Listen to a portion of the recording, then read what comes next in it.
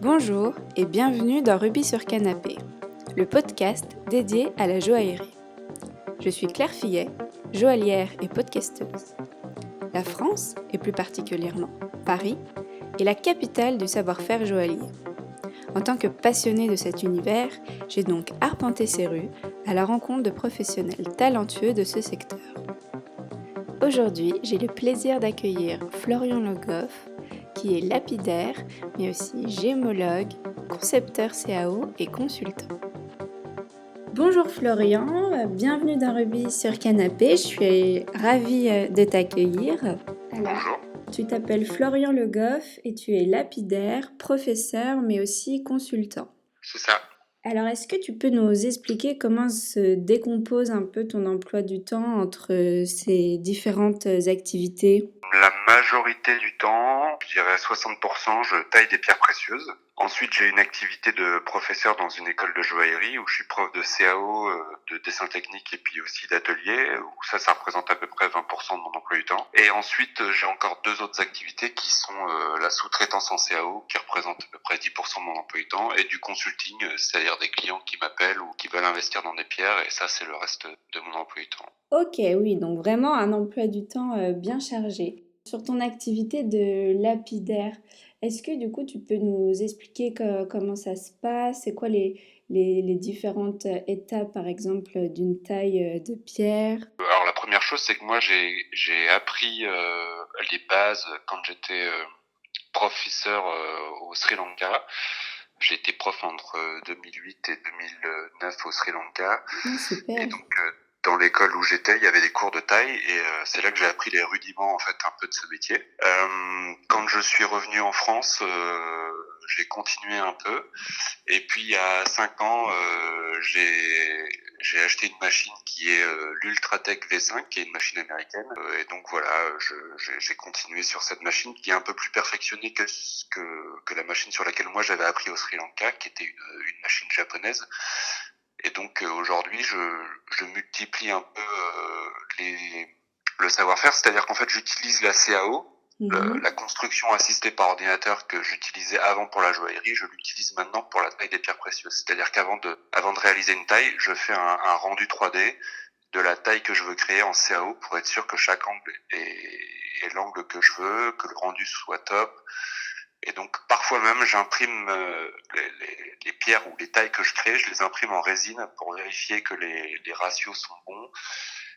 Et parfois même je rajoute encore une étape, c'est-à-dire que je taille, avant de tailler une pierre naturelle, une tourmaline, un grenat ou un spinel, avant de tailler cette pierre, je la taille en oxyde de zirconium pour vraiment vérifier que tous les angles sont bons. Et donc voilà, en général j'ai 3-4 étapes avant de tailler un brut. Quand tu tailles dans un oxyde, il faut qu'il ait exactement la même forme à la base, c'est ça? C'est ça, ouais. Alors, c'est-à-dire que le rondiste, enfin la forme générale est la même. Les angles sont ceux de la pierre que je vais tailler. C'est-à-dire que si je vais tailler un grenat, j'adapte les angles sur cet oxyde. C'est surtout pour voir les ratios, pas pour voir la brillance, parce que forcément c'est pas les mêmes matériaux, donc ça n'a pas la même réfraction et tout ça. Mais moi c'est surtout pour vérifier les ratios, si on est bien sur un tiers, deux tiers ou un quart, trois quarts et ainsi de suite. Et combien ça te prend de temps alors pour tailler une pierre entre tout ce travail en amont plus le travail en lui-même de taille? Alors en fait, une taille, à partir du moment où je la commence, bon après ça dépend du poids du brut, mais en général c'est à peu près 8 heures pour tailler une pierre. Entre le moment où je décide de la commencer et le moment où je polis la dernière face, il faut savoir que par facette, il y a en général 8 étapes par facette. C'est-à-dire que une facette, je vais passer d'un gros grain 320 pour finir à 200 000 en général. 200 000, c'est-à-dire que par centimètre carré sur mon disque, j'ai 200 000 diamants par centimètre carré. Donc là, on est sur du très très très très fin. Et donc chaque facette, je dois passer du 320 au 1000, au 3000, au 8000, au 14 000, au 50 000, au 100 000 et au 200 000 sur chaque facette. Donc en fait, c'est 8 étapes. En fait, la taille, elle est faite une fois, mais je dois la reproduire 8 fois sur chaque facette pour pouvoir avoir un Oui, c'est poli. comme émeriser du métal, au final, il faut Exactement, passer plusieurs exactement. coups. Sauf que l'emery, on s'arrête en général à 2000 et là, moi, je finis à 200 000. Et du coup, c'est quoi la difficulté pour tailler une pierre alors? Qu'est-ce qui pour toi est compliqué? y a plusieurs difficultés. La première chose, c'est d'essayer d'imaginer en 3D dans le brut la pierre, l'aspect final de la pierre. Ça, faut avoir un peu une vision dans l'espace. La deuxième chose, c'est ne pas se tromper sur les angles, parce que parfois, 0,5 degrés, ça change tout sur la pierre, quoi. C'est ce qu'on appelle les angles critiques et les angles d'extinction. Angle d'extinction, c'est-à-dire que si vous vous trompez de 0,5 degrés, la facette que vous allez tailler va être noire, il n'y aura pas de réfraction de la lumière. Et l'angle critique, c'est-à-dire si vous dépassez de 0,5 degrés, vous créez une fenêtre. Donc techniquement, vous avez un delta, un ratio, un delta, un triangle dans lequel vous devez tailler votre pierre. Et si vous dépassez de même 0,1 degré de l'angle critique et de l'angle de réfraction totale, vous avez un résultat qui est pas du tout optimum en fait. Donc il faut être très très précis. Et puis après c'est toujours pareil, c'est un business, donc faut perdre le moins de matériel possible parce que ces bruts là ils ont un coût et c'est de l'argent et enfin moi ça m'est quasiment jamais arrivé, mais il faut garder le maximum de matière, que ça soit le plus joli possible, avec le moins d'inclusion possible. Donc c'est plusieurs contraintes qui s'accumulent et nous on est sur un fil et il faut pas tomber, quoi. Et vous faites quoi alors comme type de pierre en général? Les 3 pierres que j'aime le plus, c'est ma pierre préférée, c'est le grenat, parce que c'est une famille incroyable. Voilà, tout gémologue ou tout bijoutier, c'est de quoi je parle. Le grenat, c'est une famille incroyable. De par la variété de couleurs, mais voilà. La deuxième pierre que j'aime beaucoup tailler, c'est la tourmaline, parce que c'est facile, ça a des résultats optimum rapidement, enfin voilà, c'est un peu les pierres de débutants, mais c'est des pierres qui sont toujours agréables à tailler. Et puis j'aime beaucoup tailler les spinels aussi, mais malheureusement, avec les prix qui flambent, ça devient de plus en plus difficile. Après, je m'empêche pas de tailler des béryls ou des topazes, mais en général, je table plutôt sur les tourmalines, les grenats et puis les spinels. Quels sont vos clients du coup? Vous les vendez à qui ces pierres? Alors j'ai la chance d'avoir des clients fidèles, alors que j'ai acquis de par mes différentes expériences professionnelles. En fait, je dis clients, mais aujourd'hui c'est plutôt des amis que des clients. En fait, c'est des gens qui sont très fidèles. C'est presque des mécènes en fait.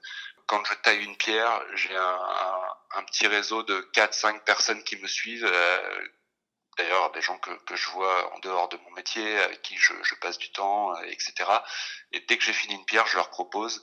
Et soit ils aiment et ils me disent je la prends, ou soit ils me disent ça m'intéresse pas. Mais en général, quand je taille une pierre, dans 80% des cas, elle est vendue dans les 48 heures, quoi. Ah oui.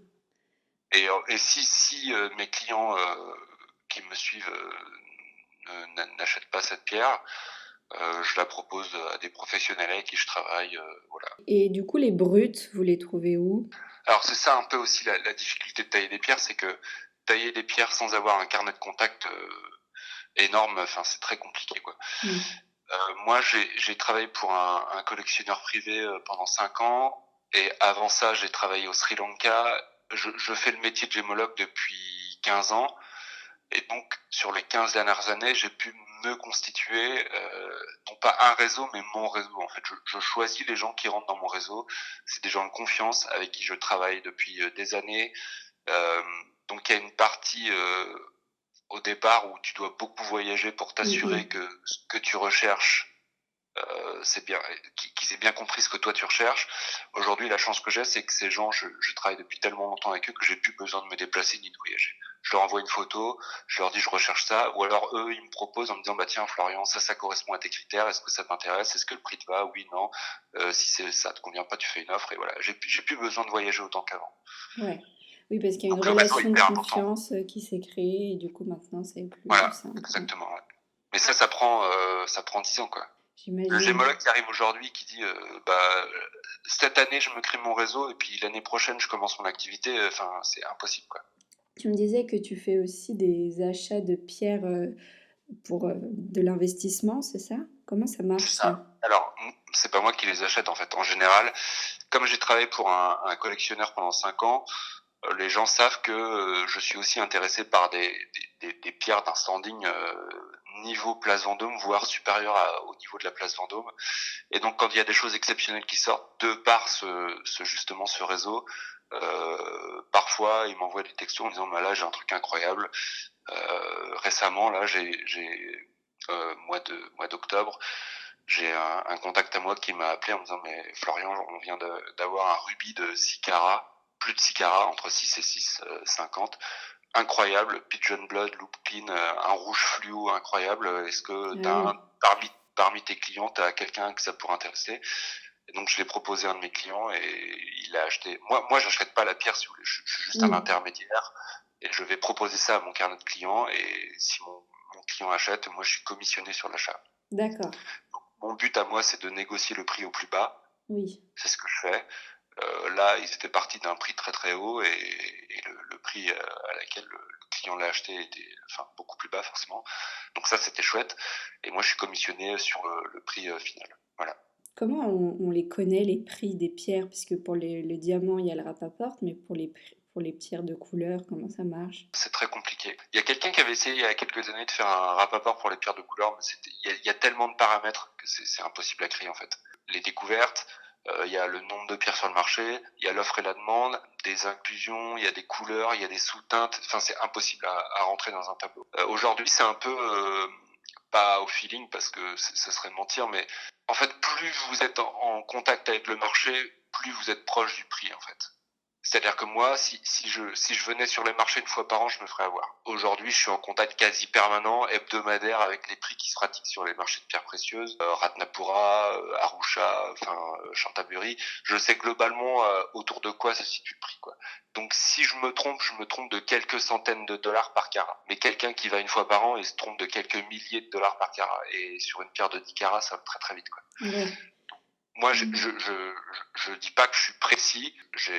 Ma marge d'erreur, elle est pas très grosse, quoi. Le but, c'est d'être le plus possible en contact avec les marchés. Alors, pas forcément physiquement, hein, mais vous pouvez avoir des contacts qui sont sur les marchés, qui travaillent avec vous et qui vous disent, bah tiens, aujourd'hui, un rubis de, je sais pas, 2 carats, ça se négocie à temps.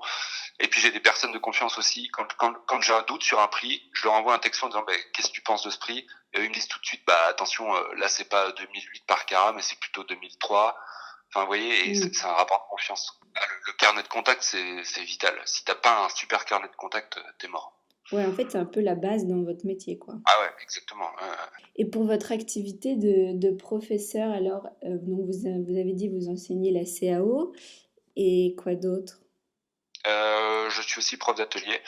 D'accord. Donc, comme j'ai été joaillier pendant plus de 10 ans, j'ai été chef d'atelier. J'ai eu plusieurs activités dans la joaillerie. Aujourd'hui, en fait, j'ai intégré cette école parce qu'ils recherchaient un prof de CAO. D'accord. Et puis en fait, moi, je donnais 2 cours par semaine de CAO. Et puis un jour, le directeur m'a dit, mais en fait, tu as tous les diplômes de la joaillerie. Je dis, bah oui, oui, oui. Et il me dit, bah pourquoi tu donnerais pas des cours d'atelier? Je dis, bah, pourquoi pas. Et puis voilà, c'est comme ça que je suis rentré. Donc aujourd'hui, je donne 3 cours différents dans cette école. Et donc c'est hyper chouette, quoi. C'est très drôle parce qu'en fait, il y a 15 ans, j'étais à leur place. Et 15 ans, Ouais. c'est rien.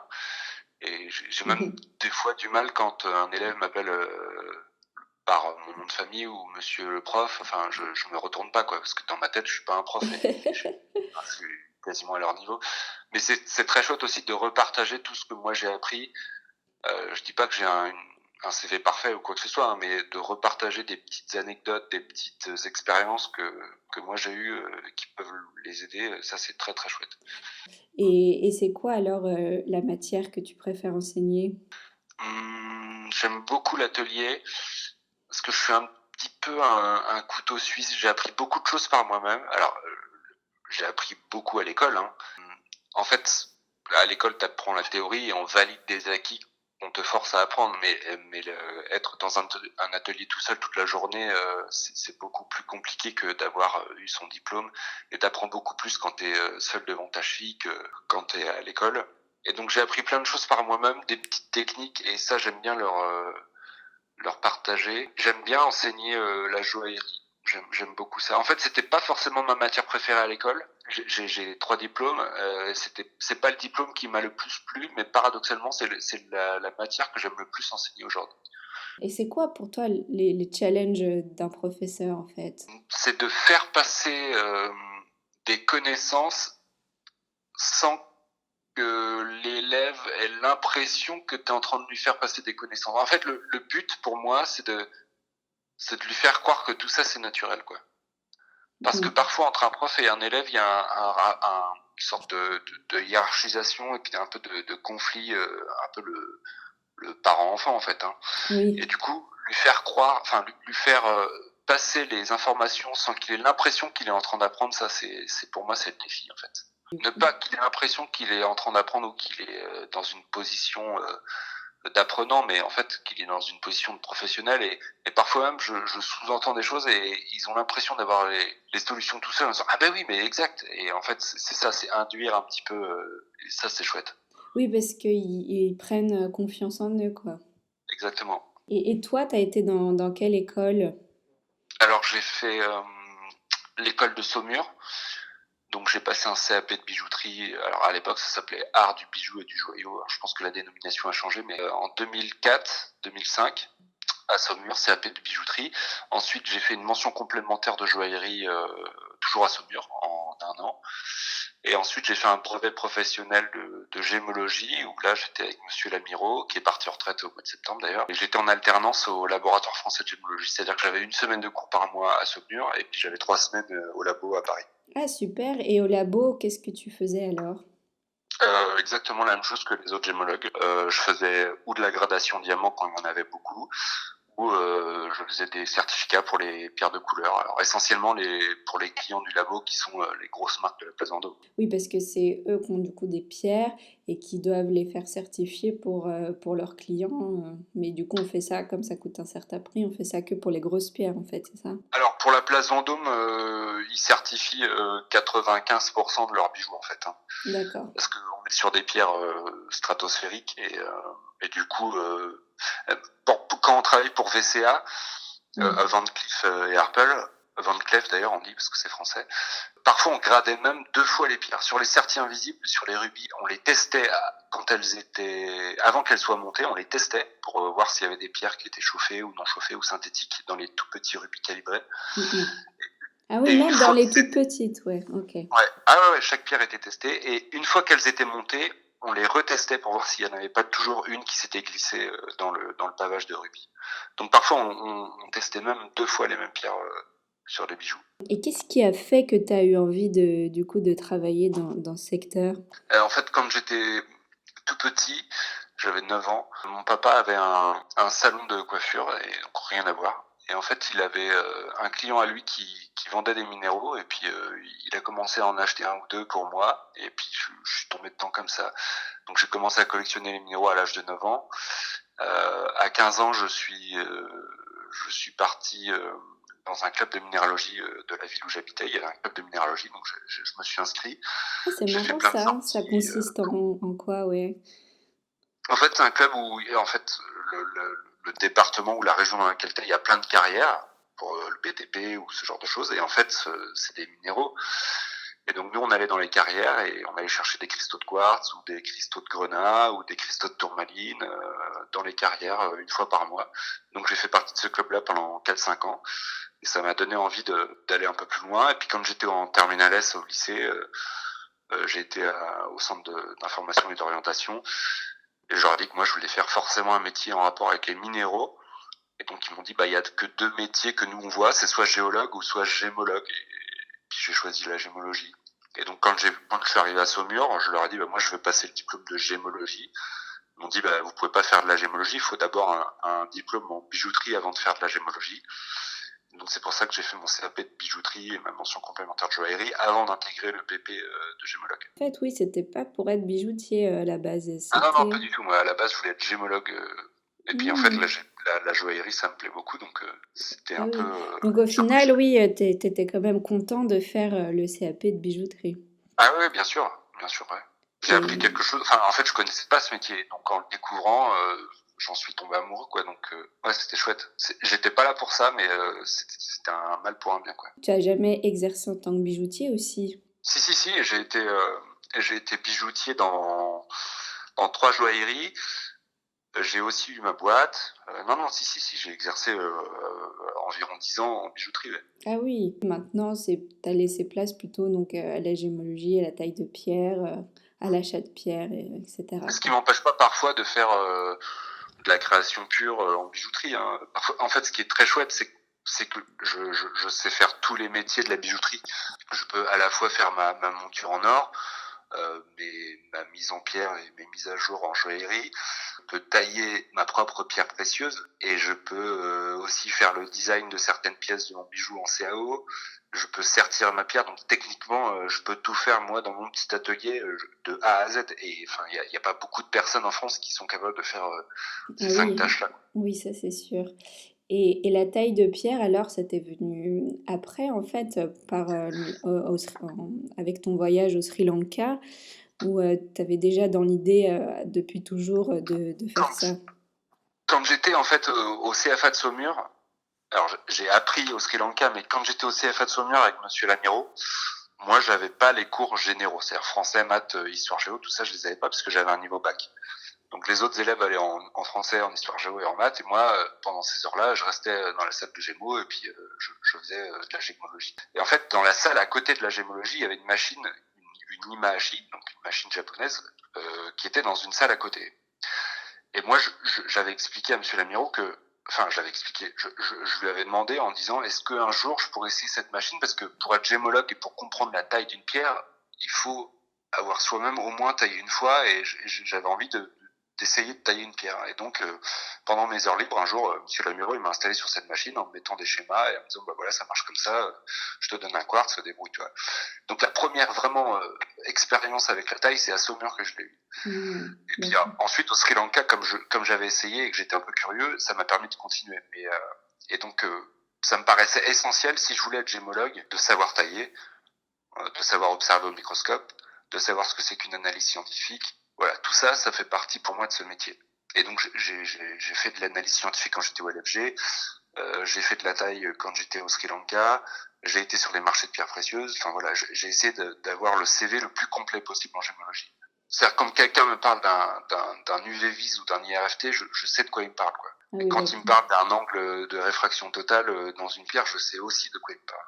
À propos de la CAO dont on parlait tout à l'heure, pour toi, qu'est-ce que c'est les avantages et les inconvénients de cette technique?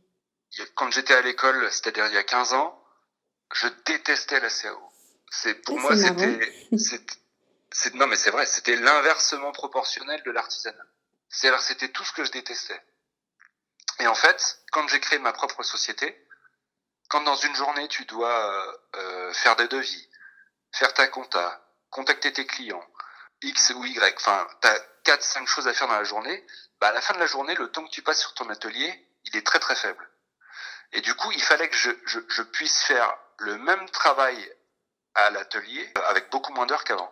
Et donc du coup, bah, il n'y a pas 36 solutions. Et donc c'est comme ça que je me suis mis à la CAO. Parce que la CAO, ça te permet un gain de temps énorme. C'est-à-dire une fabrication que tu fais en 30 heures à la main, tu vas la faire en 3 heures à la CAO. Ça permettait d'être beaucoup plus précis. La CAO, je suis précis au centième de millimètre. À la main, c'est de l'ordre du dixième de millimètre. Donc je suis 10 fois plus précis à la CAO. Et ça me permettait aussi d'avoir des devis encore plus précis parce que le CAO calcule un volume et il vous dit à la fin, votre pièce, elle fera tant de grammes. Donc pour le client final, pour moi, c'était plus facile pour faire les devis. J'avais les coûts de fonte. Enfin voilà. Et donc je me suis mis comme ça à la CAO. Et puis en fait, c'est une technique incroyable. Et quand moi j'ai créé ma société il y a 8 ans pour faire de la sous-traitance en CAO, quand je parlais de ça aux bijoutiers, je dis, mais moi je peux vous faire gagner du temps et de l'argent. Ils comprenaient pas quoi. Et aujourd'hui, 50% des joailliers de France, ils ont la CAO chez eux. Donc c'est-à-dire qu'il y a 8 ans, c'était les gens me prenaient pour un fou. Et aujourd'hui, ils ont tous Rhino ou peu importe le programme, mais ils ont tous de la CAO dans leur atelier. Pour toi, c'est quoi les limites alors de la CAO? Il n'y a pas de limite. Réellement, il n'y a pas de limite. Moi, j'ai vu, et je le sais de source sûre, parmi les plus belles pièces de la place Vendôme, il y en a beaucoup qui sont faites en CAO, quoi. C'est pour vous dire qu'il n'y a pas de limite, quoi. Si vous voulez faire un fermoir de collier à 80 000 euros, vous pouvez le faire en CAO et ça vous coûte, enfin, le coût de fabrication ne sera pas de 80 000 euros. Donc, il n'y a pas vraiment de limite. Non, je vois pas de limite. Non, bah c'est une bonne technique à savoir faire alors. Ah ouais, c'est incroyable. C'est vraiment top, quoi. Et quand vous dites que vous êtes consultant, ça consiste en quoi? Alors, le consulting, Comme je disais précédemment, en fait, j'ai un carnet de contacts de clients privés, pas forcément bijoutiers, qui ont un peu d'argent et qui, en fait, en ont marre d'avoir un compte en banque qui leur apporte 0,25 ou 0,5% par an. Et donc, en général, ces clients-là, qui ont des sociétés, hein, tout est déclaré, tout est officiel, ils me disent, bah écoute, là, j'ai, je sais pas, 25 000 euros à placer et j'aimerais investir dans une pierre qui va me rapporter 4 à 5% par an ou 2 à 3% par an sur 5 ans. Donc moi, je leur dis, bah en fonction de leurs critères, Donc en fait, je c'est leur... des investissements sur du long terme, quoi. Alors, court, moyen ou long terme. D'accord. Alors, court terme, c'est rare, parce que quand tu achètes une pierre, tu la revends pas un mois après, hein, ça n'a pas beaucoup d'intérêt. En général, c'est moyen ou long terme. Et donc, ça peut aller de 25, enfin, de 10 000 euros à 1 million d'euros. Enfin, il n'y a pas de, voilà. Et donc, les clients me missionnent. Moi, après, j'ai plusieurs semaines pour trouver, ou plusieurs mois, parfois je trouve pas tout de suite, une pierre qui correspond à leur attente. Alors après, c'est aussi, comme on dit en anglais, du gamble. Hein. On ne sait pas si la pierre va réellement prendre 5% sur une ligne droite sur 5 ans. Mais en tout cas, ça sera beaucoup plus que leur compte en banque, ça c'est sûr. Comment on peut être sûr, entre guillemets, que ça va toujours augmenter les prix des pierres? Bah, on peut pas être sûr dans le futur, mais quand on regarde les 30 dernières années, on est sûr que ça a bien augmenté par contre. Moi, quand j'étais au Sri Lanka en 2009, quand on achetait un saphir, je dirais 3-4 carats non chauffés, c'était à peu près 400 $ du carat, quoi. À l'époque, c'était des grosses sommes. Enfin, moi, je me rappelle 400, 500 $, 600, 700 $. Déjà, c'était des très grosses sommes. Aujourd'hui, un 4 carats qui est normal, enfin, pas une pierre incroyable, mais un joli saphir, c'est au moins 2500 du carat. Et je parle de ça il y a 11 ans. C'est pas comme si c'était le siècle, c'était pas au 19e, quoi. Hein. Donc en 11 ans, les pierres, elles ont pris 400%. Enfin, le saphir, en tout cas, au Sri Lanka, a pris 400%, entre 300 et 400%. Et selon toi, alors, comment ça va évoluer le secteur? Est-ce que, du coup, là, la crise avec le Covid, ça a changé quelque chose ou non? Ah bah ça va apporter beaucoup plus de clients. Enfin, moi, je le vois comme ça, c'est une opportunité énorme. Mais je le vois déjà, regardez, alors, pour le Covid, c'est un peu court, on n'a pas de retour, mais regardez les records des ventes aux enchères. Là, il doit y en avoir une qui doit être Magnificent Jewel, ça doit être Hong Kong ou Genève. Ça va battre des records parce que les gens vont sortir l'argent de la banque et ils vont aller investir ou dans les tableaux, ou dans les pierres précieuses, ou dans les montres de luxe. Ça va être l'un des trois, ou les trois même d'ailleurs. Et de toute façon, quand on regarde les ventes aux enchères, à chaque grosse vente aux enchères, les records sont battus. Donc, ce qui prouve qu'il y a de plus en plus de personnes qui investissent ou dans les pierres, ou justement dans les tableaux, ou dans les montres. Et je vois pas le phénomène chuter. L'or est quasiment à son paroxysme. Enfin, ça va peut-être encore augmenter, mais enfin, ça va pas, l'or va pas tripler. Le platine non plus. Donc, en fait, les seules valeurs qui ont une grosse marge de fluctuation, c'est les pierres précieuses. Les tableaux, c'est un peu plus compliqué, je pense. Donc voilà, des sources d'investissement où il y a une grande valeur ajoutée ou une forte valeur ajoutée, il y en a pas 36. L'immobilier ou les pierres précieuses. Enfin voilà, moi je vois que ça. Et pourquoi, en fait? Bah, ces deux phénomènes, l'offre et la demande. C'est-à-dire que vous avez 100 personnes qui veulent un rubis de 6 carats, s'il y en avait qu'une, ce serait pas le même prix. Ouais. Et puis les découvertes qui sont hyper rares, des très gros gisements de rubis dans le monde, il y en a eu 4. Il y a eu Mogok, il y a eu récemment le Mozambique. Avant ça, il y a eu un gisement qui était en Tanzanie à Winza. Et puis à Madagascar, il y a eu un peu de rubis aussi qui a été trouvé de très belle qualité. Mais voilà, techniquement, à l'échelle de la planète, 4 gisements pour fournir le marché mondial. Donc vous voyez, c'est un ratio qui est très très faible. Et donc du coup, la demande augmente en permanence parce que tout le monde veut les plus belles pierres, mais la production reste la même. Donc les prix, c'est une ligne droite qui monte vers le haut. Hein. C'est facile. Hein. Ouais. Et puis, de toute façon, effectivement, c'est une ressource qui s'épuise, donc au bout d'un moment, il n'y en aura peut-être plus. Et, mais bon, maintenant, il y a quand même aussi beaucoup de pierres de synthèse. Alors ça, c'est pas du tout mon domaine. Les pierres de synthèse, alors on les apprend à l'école, hein, mais moi je vends pas de pierres de synthèse, je vends pas de pierres traitées, et ça remplacera jamais une pierre naturelle avec ses défauts, quoi. C'est Oui. comme un bijou, je vais faire une comparaison, c'est comme un bijou histoire d'or et un bijou qui a été fabriqué par un artisan. Le bijou qui a été fabriqué par un artisan, il il va avoir des défauts, mais il va être fait à la main, il va être forgé, alors que le bijou qui sort de chez Leclerc, déjà il est produit à 100 000 exemplaires, et puis enfin, vous voyez, Oui, ça n'a la pas du pierre tout le même synthétique, moi, charme. je m'y intéresse pas en fait. C'est pas quelque chose que. Pourtant, ce qui est marrant, c'est que c'est quand même les mêmes propriétés physiques au final. Ah oui, bah C'est le but ça c'est que qui... ça ressemble le plus possible. Hein.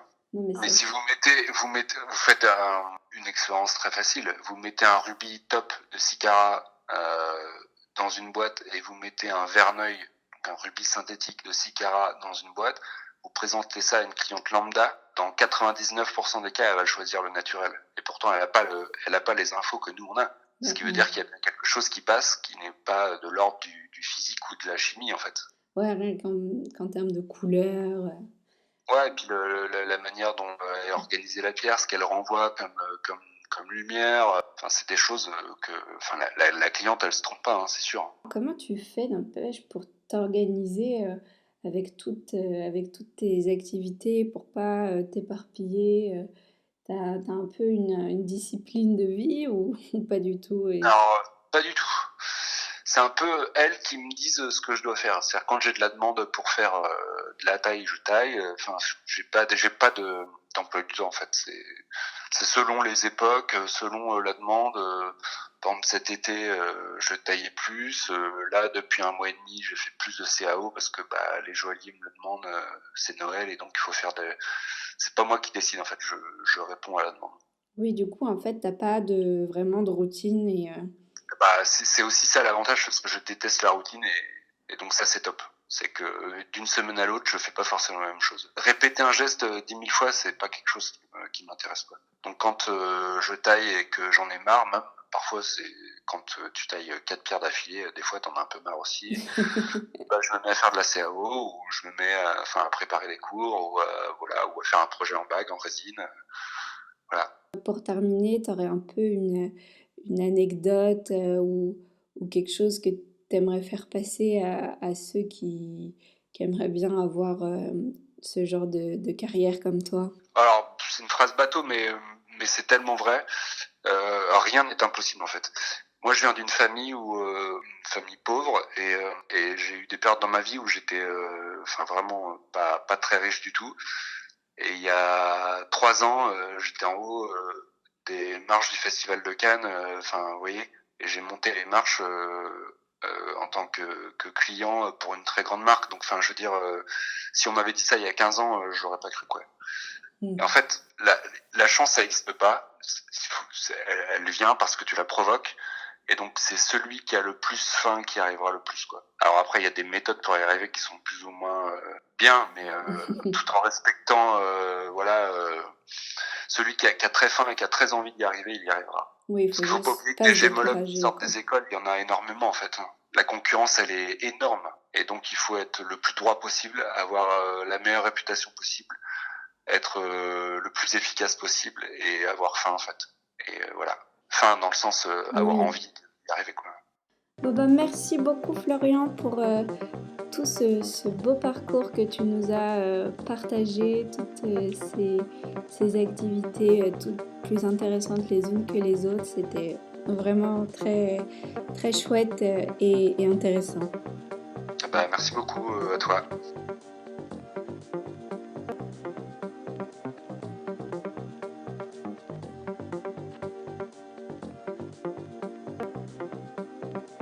L'émission est maintenant terminée, mais vous pouvez découvrir en images cet épisode et aussi plein d'autres surprises en me suivant sur mon compte Instagram. Si vous aimez Rubis sur Canapé et que vous voulez soutenir le podcast, je vous invite à vous abonner à l'émission et à laisser votre avis sur les différentes plateformes d'écoute. Et bien sûr, à attribuer des petites étoiles. Je vous donne rendez-vous le mois prochain pour une nouvelle rencontre.